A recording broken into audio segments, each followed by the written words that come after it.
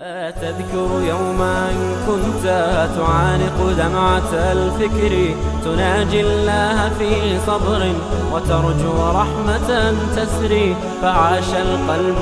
Assalamu alaikum, brothers and sisters. My name is Ali. Some of you might know me through the Dawah project. I'm involved with a lot of Dawah. You can go onto my page, the Dawah project. And now basically I've joined the Muslim youth movement. So my whole show is going to be based on different topics. Be sure you're tuned in and make sure you subscribe because very interesting topics are going to be happening. You will find out how men really think. Yeah bro, basically what I want to talk with you guys is like, I've been recently getting a lot of emails here on my page and I'm getting sisters crying their eyes out, right? One over another, right? Why are sisters falling for these traps, bro? You know, why are they so naive?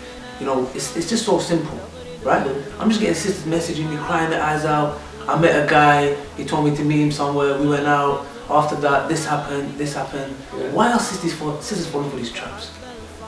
Well, what trap are you talking about specifically? Like, being cheated on or just falling in love? Not cheated on. They end up meeting a guy, yeah, right? Giving their number out, yeah, right? Guy gives her false promises, yeah, tells her, you know, I'm gonna marry you, I love you, I'm gonna marry you, yeah, I need some more time, yeah, all these kind of excuses. And the sisters are literally falling for this. Yeah. And it kind of baffles me. I want to know why. You know, you should know if a man really loves you, he will not go around saying I need more time or this, that. He really loves you, he'll come and ask for your hand. Yeah. Even if he wants to get to know you, he can do it in a halal way. Right? You know what it is, yeah? See, with regards to women, every girl, yeah, deep down, every Muslim girl, even I'm talking even from Jahiliyyah experience, yeah, even if she's not practicing, no matter how loose she is, they all want a good guy.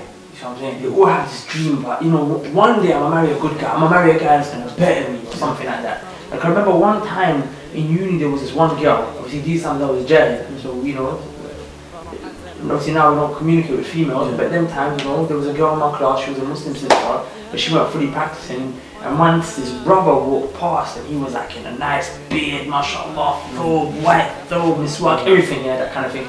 And she just stopped and was like, you know what, that just makes my heart beat real fast. When I see a brother like this, because this is like my dream guy, yeah. So they're attracted towards that. So the moment they see a guy who they appear to be good looking and like and pious to some extent, they feel attracted to it. And they're like, this might be my guy. And I'll give you just a brief example from my past, just to show you of how much this is. Like back in Jahiliyyah, I was in like college 6 form times, yeah. I used to be very Jahil, yeah, to the point where I was making music, getting the fights, doing this, kicking off this, and I used to femix, yeah. I remember there was this one girl, and she said in front of a couple other people, and again, this is not me getting big headed, I'm just doing, no. We have to talk from experience, innit? Of course, we've got to be honest. She was like, look, yeah, you're a perfect guy. Because she goes to me, look what she said. She goes, you can rap, like, you don't take nothing from people, and you're religious. Look at the contradiction. You rap, you don't take nothing, meaning like you're aggressive, you get fight, and you're religious. Because every now and again I would go to the mosque, and every now, because when my dad raised me, every now and again I would drop in a mashallah, inshallah, that kind of thing. So they thought I was religious. So just from that, like just when they hear anything religious coming from a guy, they think, yo, and if the guy gives them time, they think this might be my man. It's like they're fooling themselves. Exactly. It's like they're saying, you know what, I saw something a little bit religious. Yeah. It's cool. You know, because what they're attracted to more is the bad boy stuff, or the rapping you're doing. Exactly. But when it's a little bit religious, fits in there. But you know why? It's because their fitrah wants them to have someone good, and also because they think this good person will help me become better. This is a #1 mistake, where they think I'm going to get with my man, because my man's going to improve me and bring me closer to God. But you see, you can't, this one thing that sisters, they fail to understand is that you can't have a healthy blossom from a corrupted seed. Do you get me? Meaning you can't do something bad and expect something good to come out. You can't have a haram relationship and think he's going to bring you closer to Allah. You know what I'm saying? Yeah. I want to come at it from a different perspective, like from the perspective of why a brother would, you know, want to be with a sister like that, and why he would take advantage of you. Because sisters might be watching and thinking, okay, like, I like this guy, and you know, he's a nice guy, but why would he want to take advantage of me? He seems to love me, he buys me flowers, he takes me to the Gucci store, he buys me a belt, whatever it is, you know. He does whatever he wants in it. So he takes me cinema, he takes me out. And they might be thinking, why would he want to take advantage of me? Now what sisters don't seem to understand generally is the way that brothers think of them. Exactly. For a guy, a woman is the biggest fitna. It's like Allah says in the Qur'an, like the plot of the shaitan is da'if, it's weak. And the plot of the woman is azim, it's strong. Yeah. Now Allah like compares the plot of the shaitan to the plot of the woman in the Qur'an. Now in comparison to the plot of the shaitan, the woman's plot is much greater. We know this for a fact. Yeah. And why is that? It's because she's like, when a guy's around a woman, he'll act different. He'll want to please her, even subliminally, even if she's in the same room as him. She's sitting over there. They have more of an influence. It's like Fir'aun. Exactly. He knew that a boy from the Banu Israel would overpower him. He wanted to kill him all, but his wife said, "Can we keep him? Can we keep him?" Exactly. Fir'aun. He's Exactly. like, sorry. Yeah. So women tend to have this huge influence on men. Yeah. Like whether you're on crystal meth, crack, whatever. Yeah. The biggest drug for a man is the woman. So it's a man's weakness. Exactly. We're not saying a woman to say like just saying. We're just saying that's his biggest weakness. Yeah, exactly. Yeah. That's true, bro. There's sisters fall for this. That's why I don't get.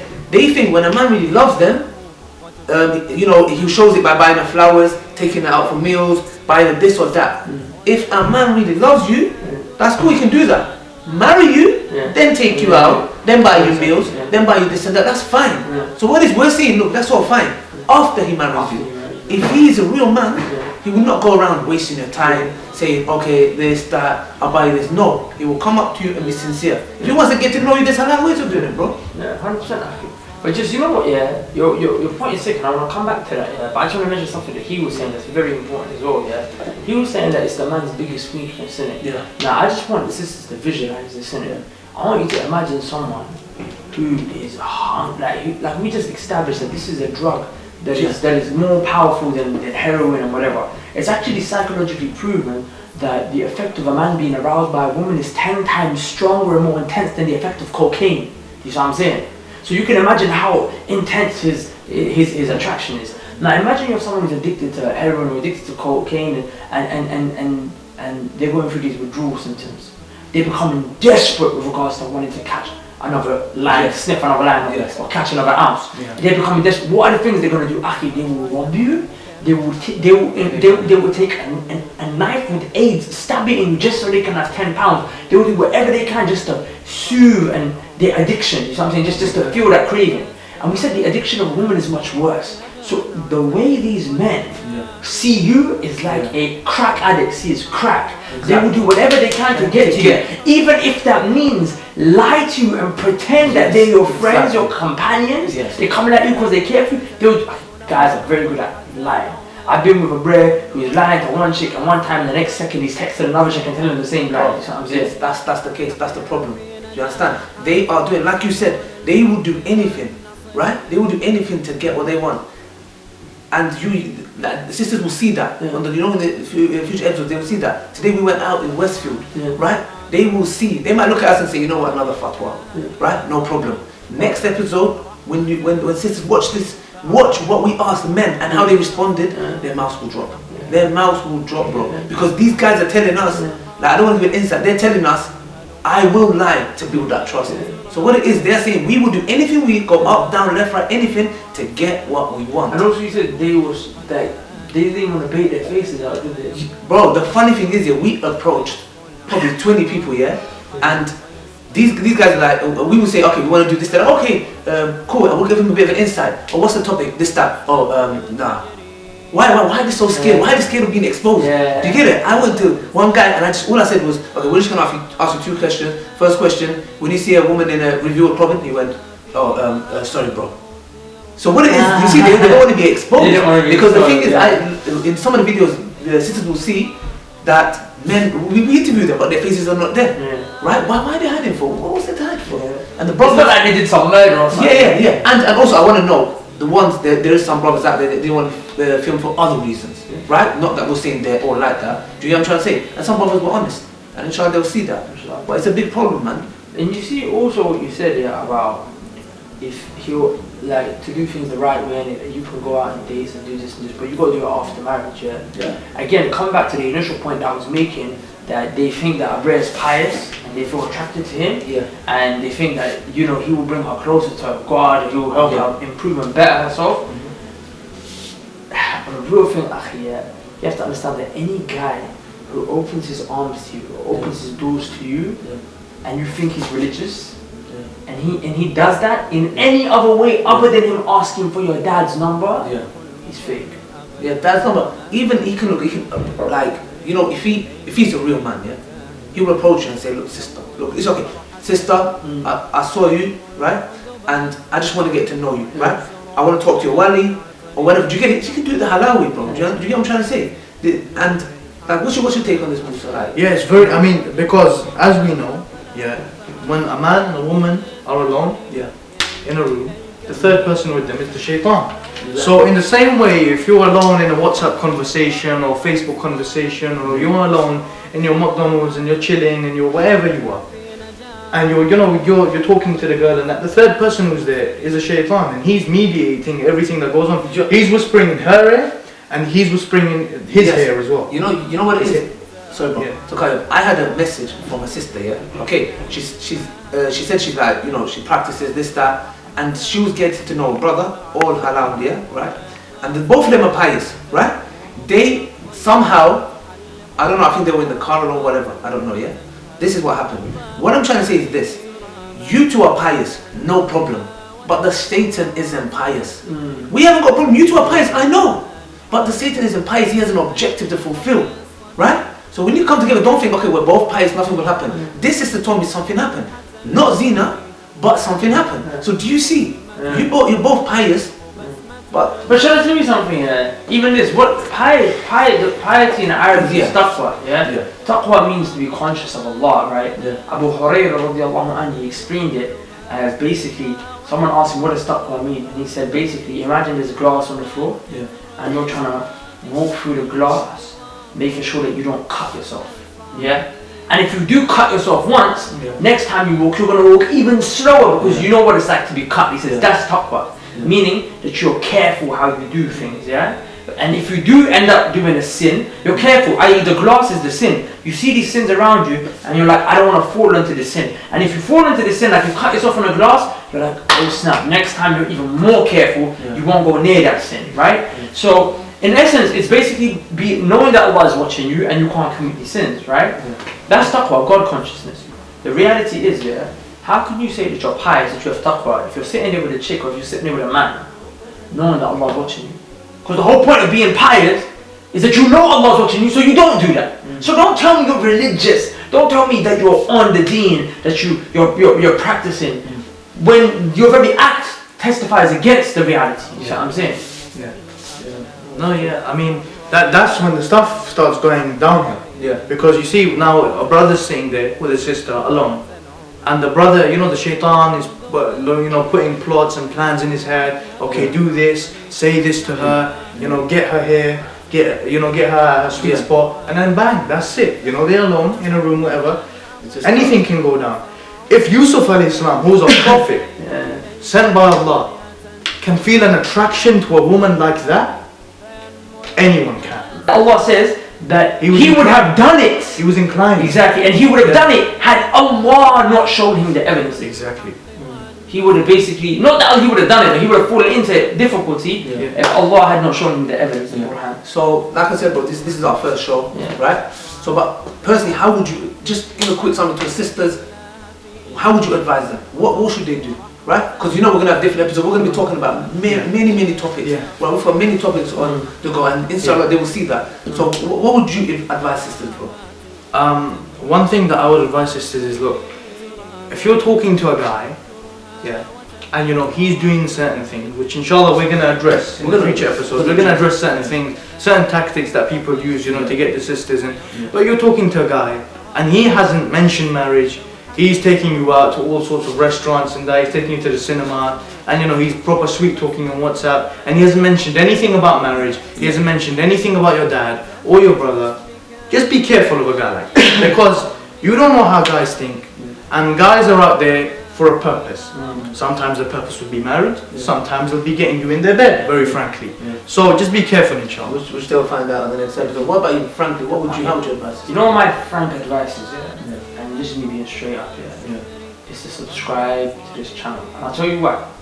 Because through this series, we're going to be showing the sisters the inside of a man's mind. Yes. Right? I used to basically study. I want to be myself.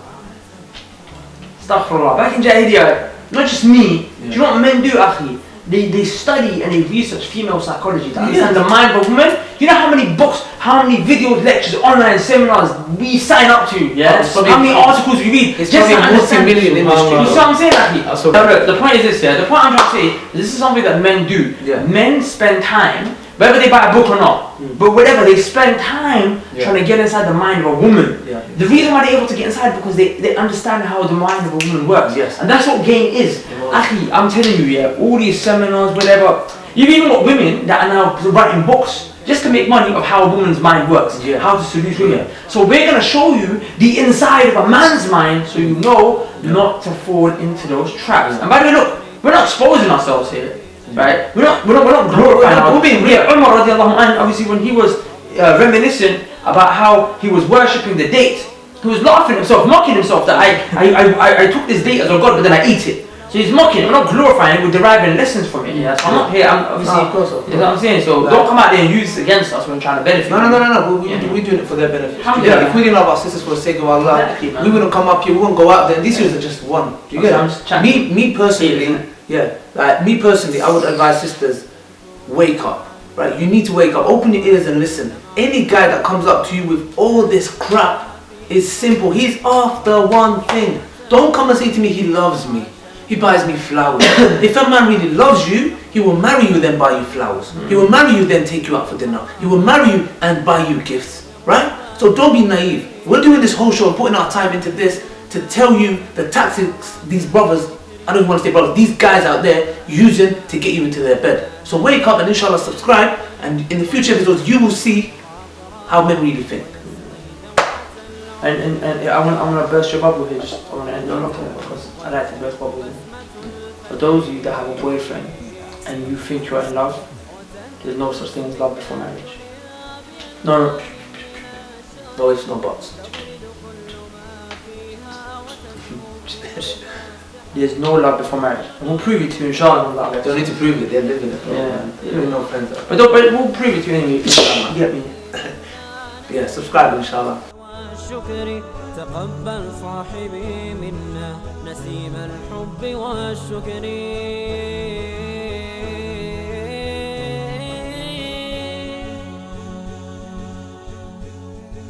أتذكر يوم أن كنت تعانق دمعة الفكر تناجي الله في صبر وترجو رحمة تسري فعاش القلب إخلاصا وصرت تحوم كالطير تحلق في ثقافات وتنهل من ربى الخير